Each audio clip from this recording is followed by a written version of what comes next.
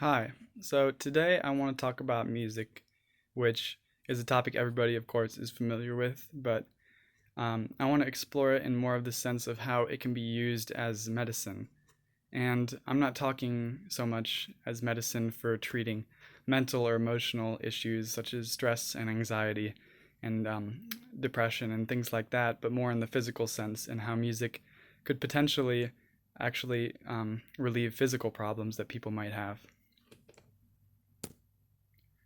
So, getting into just an introduction at first about music's impact. Um, as we all know, music has been a fundamental part of culture around the world for tens of thousands of years, and because of that, it's kind of been instilled in our heads to reap some sort of emotion when we hear music. And I think that music has been a part of our lives for so long that we take it for granted sometimes. We don't realize how big of a part of our lives it really is. And I have a picture here that kind of shows that. It shows the average weekly hours spent listening to music, and you can see the blue bar, the first one, is the base, the general population. And just the general population is still at 32.1 hours a week. So, I mean, that's over a day of music that you don't realize you're listening to, whether it's just background noise or you're actively listening to it. Music is such a big part of our lives, and we don't really realize it. And music is an integral part of most cultures on Earth, so its impact on those cultures can vary wildly depending on what one you're looking at. And because music can convey a wide range of emotions, it can be used for a lot of different occasions. And um, also, music may be held in higher regards in some cultures, so um, it might be placed on a pedestal in one culture, whereas in another culture it's just another part of society. And I have a quote here that says, "Music can accompany marriage, birth, rites of passage, hunting, and even political activities."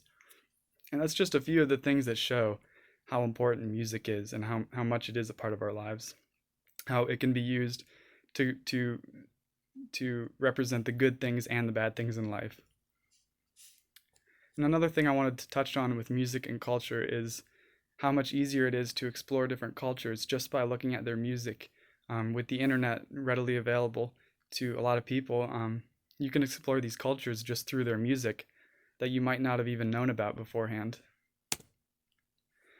And getting into the more biological aspect of music, evidence shows that music can assist in relieving pain, reducing stress, enhancing memory, and many other things. Um, and interestingly, music is believed to be processed by both the left and the right brain. As we know, the right side of the brain is for creativity, and the left side is more for problem solving and logic. So it's kind of interesting that both listening to and making music utilizes both sides of the brain. And the actual parts of the brain that are responsible for music include the motor cortex, which is in the frontal lobe, which understands rhythm of music, and the auditory cortex in the temporal lobe, which processes the actual sound itself that's entering your brain.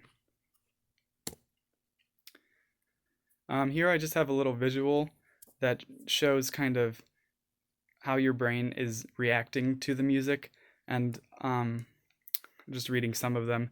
Listening to music causes the brain to release dopamine, which is a feel good chemical. Um, Music acts as a distractor, focusing the attention away from negative stimuli to something pleasant and encouraging. Music can help reduce the perception of pain. So, a lot of these are just kind of tied in with the mental and emotional aspects, as I discussed right at the beginning, and how music is used a lot of the times to relieve those issues.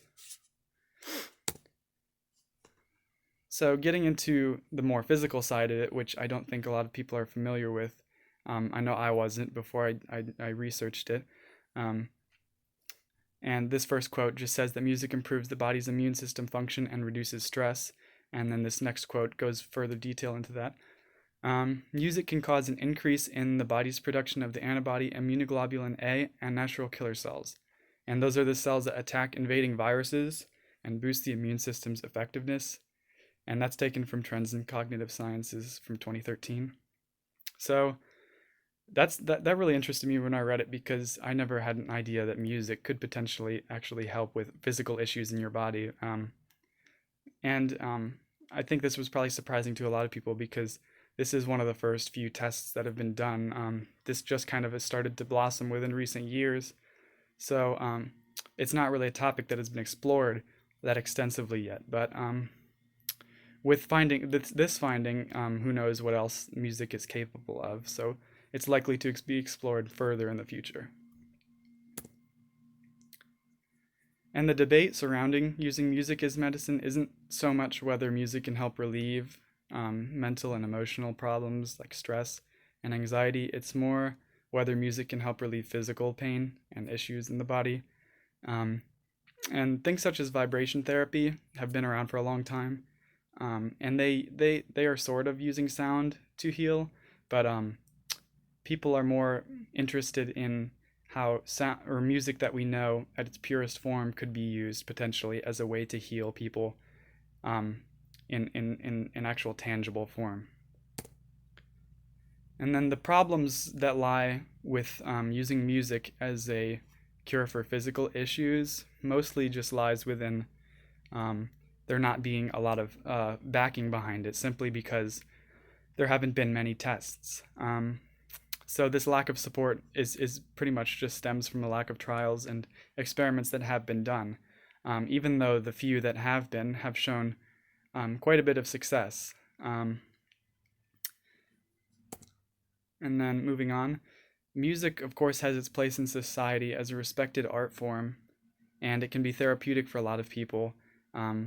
People can use it to relieve stress and anxiety and other issues they might have just to get their mind off things. But the idea that music can be used and taken further beyond that into the physical realm of things is something that is really interesting, and it's just kind of starting to show promise. So this recent implementation as a potential cure for many physical problems, showing all this promise and success is really good. And hopefully in the future there'll be enough testing done to show that music can be consistently strong treatment for various types of physical diseases. As I said earlier, of course, they saw success with it assisting in the immune system, but hopefully in the future we'll be able to see music being used beyond that, and potentially being able to be used for maybe even serious problems that people might have. But only time will really tell, and at the end of the day, the more tests that are done and the more backing that it gets is really what will cause there to be more success. So I hope that this cleared up some confusion that might be surrounding music as medicine, both mentally, emotionally, and physically. And thank you.